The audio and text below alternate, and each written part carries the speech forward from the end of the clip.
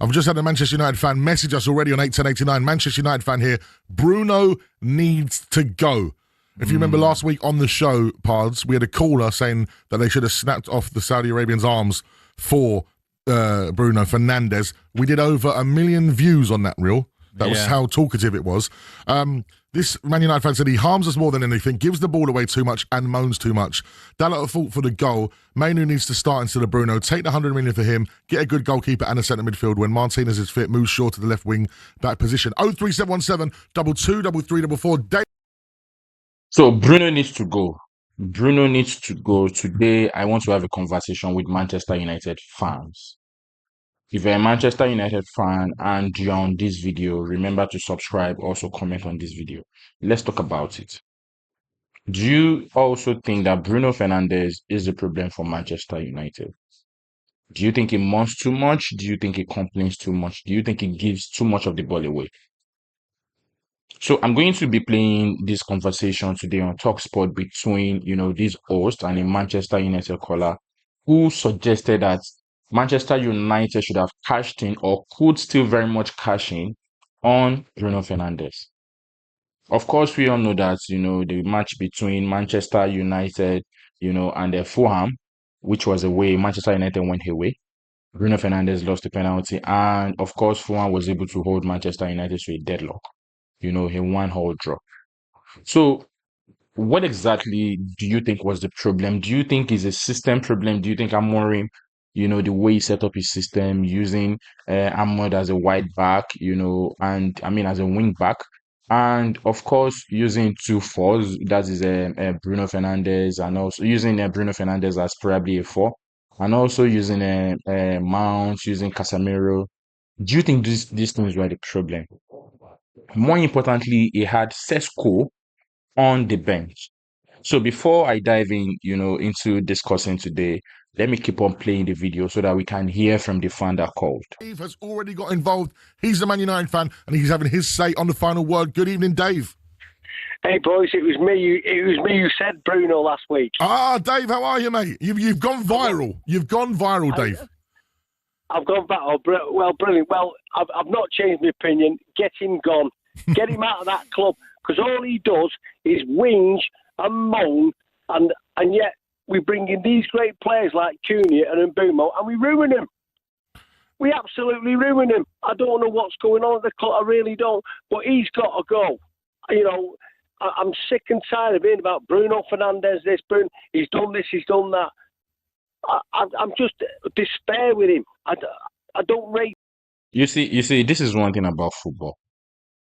Fans do not really do. It's only fans that can choose who they want to reckon with. There are times a player will be trying so much or so hard, but at the end of the day, it's the fans that will still choose who they want to love or who they choose to love. As far as I'm concerned, I think Bruno Fernandes is a good player, although in my personal opinion, I think he also whines, I think he complains too much, I think he wants to be the center of the scene. I agree with that. But the reality is that the contribution of the contribution of Bruno Fernandes in that Manchester United team, and the fact that he's able to carry them, just like the way he should have carried them yesterday, cannot be quantified. Should he have gone to Saudi Arabia? Do you think he should have gone to Saudi Arabia? Him one little bit, and I want Saudi come in with his 100 million bid and get him out of that club. Get him gone. There was a rumour actually that deal might be back on. Really? I don't know if one of the press reporters was feeding off our information. Go on, I mate. hope so, Al. I really do, mate. Dave's planted the seed for the move. Yeah. Dave, what is it about Bruno Fernandes that winds you up so much? Is it the moaning? Because the technicality of the play is he's a top player. It's the moaning, it's the selfishness. I just don't think he's part of. I don't think he brings our midfield into play. He just wants to do everything on his own and everything. And if we can get 100 million, we could get 2 really good midfield players. I don't know. Have you heard, lads, about this lad from Stuttgart, this Stiller? Have you heard of him? Have you think of him? Somebody said he's absolutely outstanding in Germany. Listen, forget about coming in different ones. Talking about Fernandes today, that going back into that number 8 position, which I don't think suits Yeah. him. Exactly. I thought it was. See, this is also my reservation that playing him out of position, playing him in that number 8 for Amorim. Amorim experimented so much in that match, against Fulham.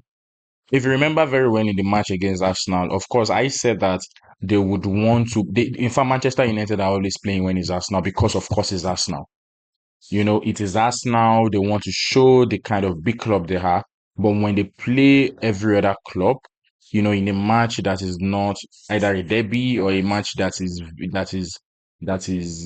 publicized so much, Manchester United play the normal way they play, and we realize all of these problems. Amorim yesterday played a lot of players out of position, and that could actually be one of the reasons why Bruno was not able to play well yesterday. And to think about the fact that he also did not even use Sesko on time. Was a problem because then Amorim started changing things, and you just looked all at sea. Exactly. I think Sam mentioned it in commentary. Absolutely. It didn't look good at all, did it? After the changes, No. Just before I say final about Bruno, I was very disappointed that Sesko didn't start. Gyökeres starts for Arsenal, and from day one, and now he's starting to smash goals in. Sesko we spent 73 million on a striker, and yet he still puts him on the bench. Honestly, it's difficult to defend a manager when he does something like this.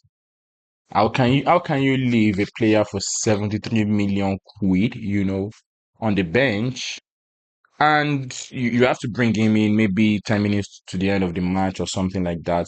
That is a very, very difficult thing to defend for a manager that is striving to build a new squad, that is striving to build fans' confidence, that is trying to build the players' confidence. So as far as I'm concerned, I think there is actually no pressure on Sesko because he's not even playing in the first place. He's coming in as a sub. Look at the case of Gyökeres, for example. Gyökeres played the game against Manchester United, the first game. He didn't play well. Arteta had to substitute him, and then look at the second game, for example. That is how you bring in a player, easy game, tough games, hard games. You bring them in, derby matches, you bring them in. When you bring them in for players that are that expensive so that they can deliver on time. As it is right now, Gyökeres has 2 goals for Arsenal in the Premiership, which is going to help with his confidence, and is even going to help Arsenal in general. But having Sesko on the bench and bringing him in that kind of a match when you need to score as many goals as you should, I think the blame is on Amorim for that. And it doesn't make no sense. It doesn't. Last word on Bruno, boys. Get him gone. Brilliant. Thank you very much, Dave. Dave's back again. So, guys, what exactly do you make of this this topic? Do you think Bruno Fernandez should actually, be stuff Manchester United? Do you think they should just cash in the money, maybe 100 million quid, so that they can at least bring in the players that they need? A new keeper, for example, since Onana is technically going out of favor. Because Onana was on the bench yesterday, he said that he has an, injury. I don't know the type of injury he has, but in my mind, I think he's actually getting out of favor. Then we saw this goalkeeper yesterday who lacks, some level of confidence, could not even do well in set pieces. We saw all of these things yesterday. So, guys, I want to hear your comment. I want to hear your opinion on this. Also, remember to subscribe and share the video. And also, thank you so much. I'm going to see you in the next one.